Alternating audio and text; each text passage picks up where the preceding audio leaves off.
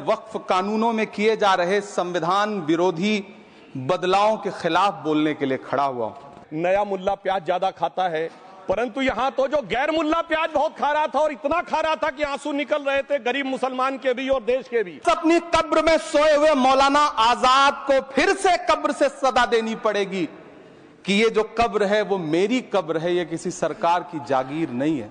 तो ये सुन्नी वक्फ बोर्ड और शिया वक्फ बोर्ड अलग क्यों है मेरे भाई? जमीन पे एक दूसरे पे एतबार नहीं है, सिर्फ सियासत के लिए साथ में आने की बात है। ये भी जरा सोचने की बात है। हम ही को कातिल कहेगी दुनिया, हमारा ही कत्लेआम होगा। हम ही कुएं खोदते फिरेंगे, हम ही पे पानी हराम होगा। सभापति महोदय, सन 1947 में दिल्ली की जामा मस्जिद की तारीखी सीढ़ियों पर खड़े होकर के भारत रत्न मौलाना अबुल कलाम आजाद साहब ने कहा था कि मुसलमानों कहां जा रहे हो, यह है तुम्हारा मुल्क, यहां तुम्हारे आबाओ अजदाद की कब्रें हैं। उस वक्त मौलाना आजाद की ये सदाएं सुन करके लोगों ने अपने सरों की गठरियां उतार करके रख दी थी। आज उसी दिल्ली में मौजूद देश की संसद में एक बिल आया है जो हमसे उसी जामा मस्जिद की सीढ़ियों के सबूत मांगेगा, जो उन्हीं सीढ़ियों के पास अपनी कब्र में सोए हुए मौलाना आजाद को फिर से कब्र से सदा देनी पड़ेगी कि ये जो कब्र है वो मेरी कब्र है, ये किसी सरकार की जागीर नहीं है। सभापति महोदय, मैं वक्फ कानूनों में किए जा रहे संविधान विरोधी बदलावों के खिलाफ बोलने के लिए खड़ा हुआ हूं। संविधान का आर्टिकल 14 हो, 29 हो, 30 हो, चीख चीख कर कहता है कि देश में सब बराबर के हकदार हैं। आर्टिकल 26 कहता है कि सबको अपने अपने मजहबी कामों के लिए मंदिर, मस्जिद, गिरजाघर, गुरुद्वारों का निर्माण करने का हक है और उसका रखरखाव का भी हक है।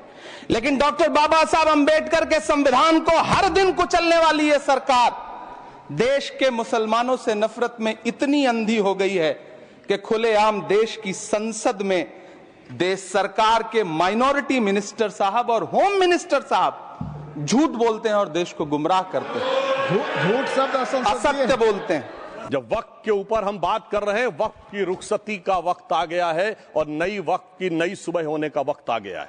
इबादतों की तरह मैं ये काम करता हूं, अपने फर्ज को झुककर सलाम करता हूं, फिर भी आप खिलाफत कर रहे हैं तो तेरी मुखालफत से निखरती है शख्सियत मेरी। मैं सियासी दुश्मनों का भी बहुत एहतराम करता हूं। तो इस एहतराम के साथ मैं अब आगे का प्याम शुरू करता हूं और मैं ये बताना चाहता हूं कि एक बड़ी सिंपल सी बात है जो अभी माननीय नड्डा जी ने भी कहा। दुनिया के तमाम मुस्लिम देश बता दिए, इस्लाम की धर्म स्थली सऊदी अरब, सबसे बड़ा मुस्लिम देश इंडोनेशिया, जहां खलीफत रही वहां टर्की, और जहां ISIS का इलाका वहां इराक और सीरिया, वहां कहीं भी कुछ भी नहीं है ऐसा। फिर भी हमारे यहां क्यों है, कैसा? तो मैं कहना चाहूंगा सभापति महोदय, एक हिंदी में कहावत होती है, नया मुल्ला प्याज ज्यादा खाता है, परंतु यहां तो जो गैर मुल्ला प्याज बहुत खा रहा था और इतना खा रहा था कि आंसू निकल रहे थे गरीब मुसलमान के भी और देश के भी।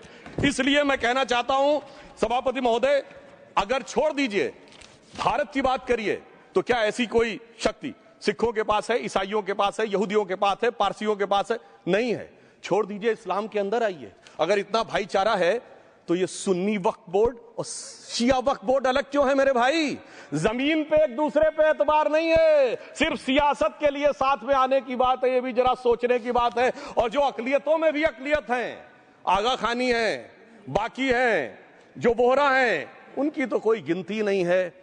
हमारी सरकार ने पहली बार मुस्लिम समाज के अंदर भी ईमानदारी से सबको समान प्रतिनिधित्व देते हुए एक नई सुबह के नए वक्फ का आगाज किया है। इसके लिए मैं सरकार को बधाई देना चाहता हूं। मैं बताना चाहता हूं कि ये हमने ईमानदारी से मुस्लिम समाज के कल्याण के लिए बात की है, क्योंकि एक तरफ खड़ा हुआ है ईमानदार मुसलमान जो शराफत के साथ ईमान को गले से लगाए हुए हैं, और दूसरी तरफ कुछ चंद सरमाएदार हैं जो उस अमानत में खयानत करके शरारत के साथ उसके झंडा बरदार बनना चाहते हैं।